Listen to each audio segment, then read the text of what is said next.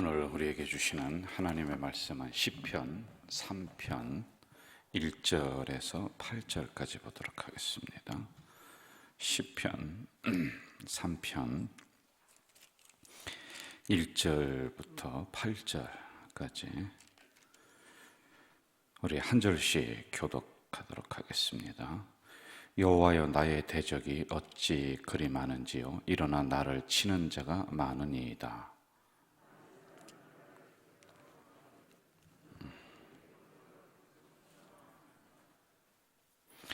여호와여, 주는 나의 방패시요 나의 영광이시요 나의 머리를 드시는 자이시니이다.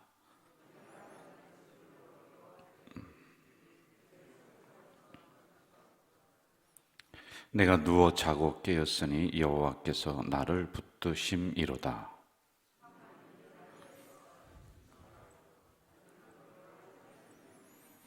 여호와여, 일어나소서. 나의 하나님이여, 나를 구원하소서. 주께서 나의 모든 원수의 뺨을 치시며 악인의 이를 꺾으셨나이다. 구원은 여호와께 있사오니 주의 복을 주의 백성에게 내리소서. 셀라. 오늘 우리가 시편 3편을 보는데요, 1절 그 위에 보면은 다윗이 그의 아들 압살롬을 피할 때에 지은 시, 그러니까 제목이 나와 있어요.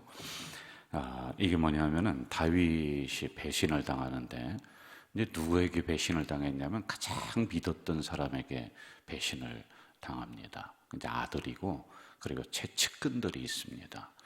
그 다윗이 왕이 되기 위해서는 혼자 된 게 아니라 그 어려움을 함께 겪으면서 그 다윗을 도왔던 그 측근들이 있어요. 장관들이 있고 뭐 그런 사람들이 있을 거 아니겠습니까?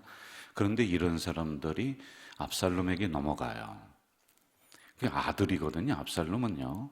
그런데 어느 날 뒤에서 수근수근 하더니 저 왕을 몰아내고, 이제 압살롬, 당신 아들이 왕이 돼야 됩니다. 그러니까 이 아들이 칼을 들고서 이 측근들, 부하들과 함께 와서 이렇게 하는 그 일이 이제 있단 말입니다. 이제 이러한 일을 겪으면서 다윗이 너무 마음이 아파요. 힘들어요. 그래서 이러한 그 시를 지었다. 기도적 기도. 그런 마음을 여기에 담아서 이렇게 했다라고 하는 겁니다. 여러분, 일을 하다 보면은 보기만 해도 든든한 사람이 있어요.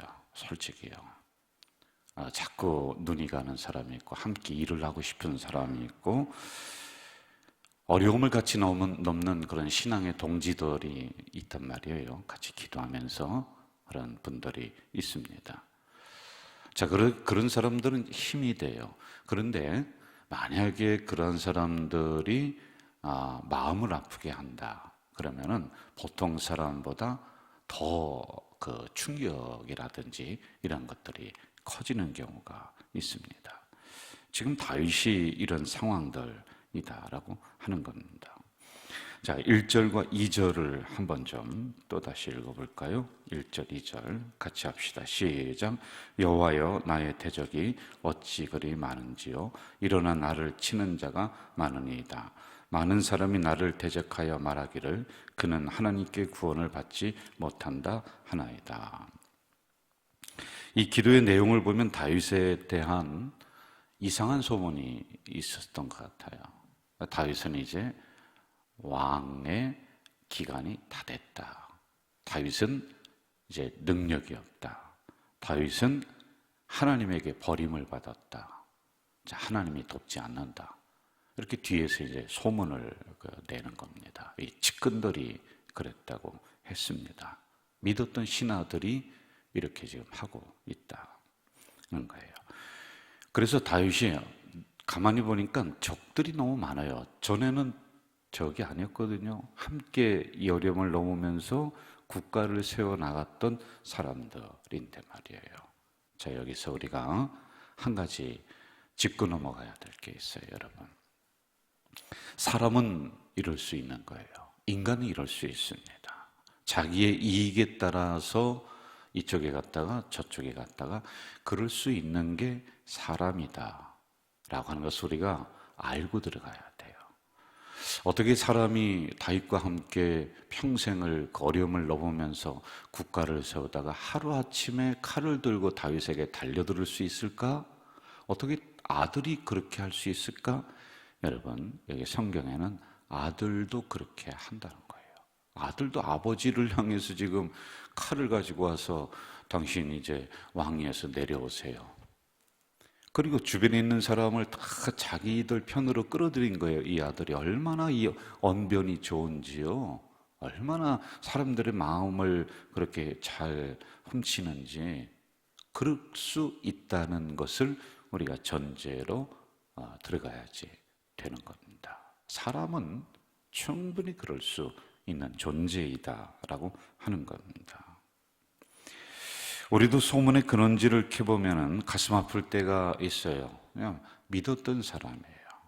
잘 아는 사람들이 어렵게 하지 모르는 사람은 어렵게 할 수도 없어요. 이 구조 자체가 그런 거예요, 여러분. 같은 집안의 식구끼리 서로 상처를 주고받고 같은 공동체가 그렇고 그렇다라고 하는 거예요.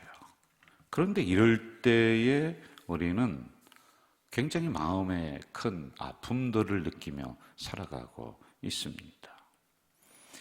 여러분, 비난이나 상대방을 힐난하는 것, 이러한 것, 뒤에서 수근거리는 것, 이런 것들은요, 하나님이 금하신 거예요. 왜냐하면은 살인하지 말라.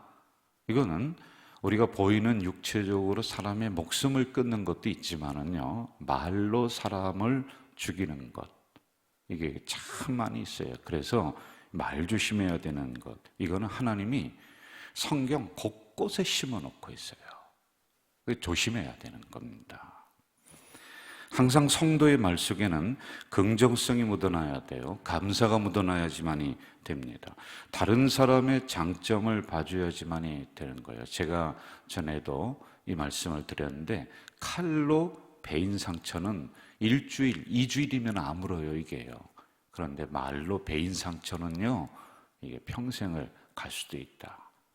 조심해야 되는 겁니다. 내 입에서 나온 말은 다시 주워 담기가 어려워요. 그리고 이렇게 글로다가 쓴 것도 다시 이거를 취소하기가 어려워요. 그래서 설교하는 저희들도 말로 하니까 조심해야 돼. 이게 남아요, 남아.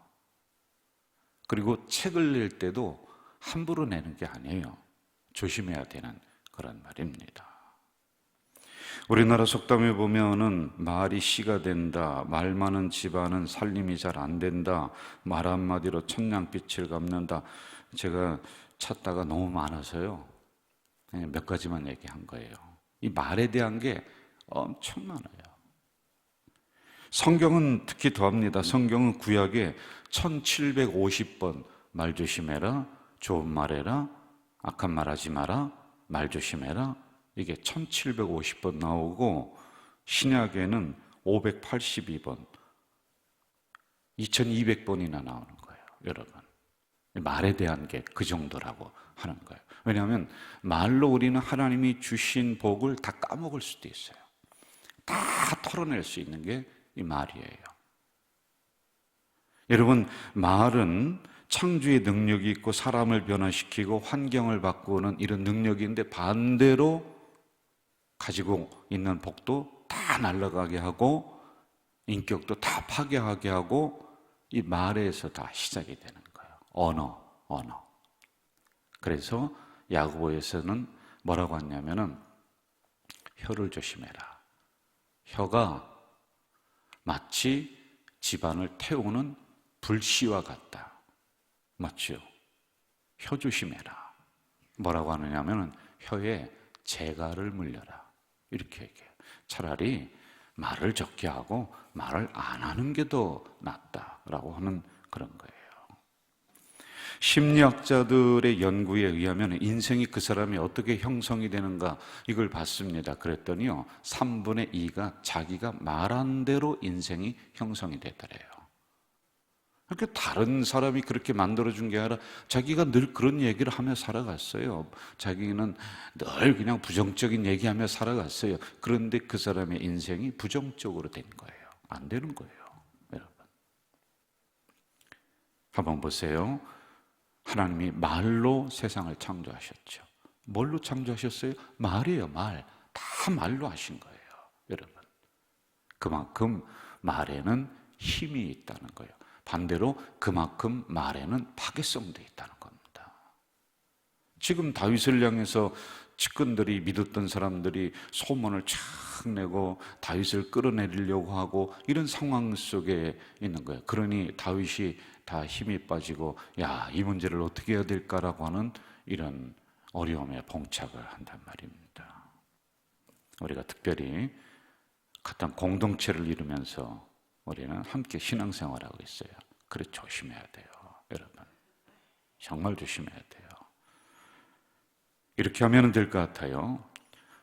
나는 항상 긍정적인 말을 한다. 성도의 말에는 견인력이 있다고 그랬습니다.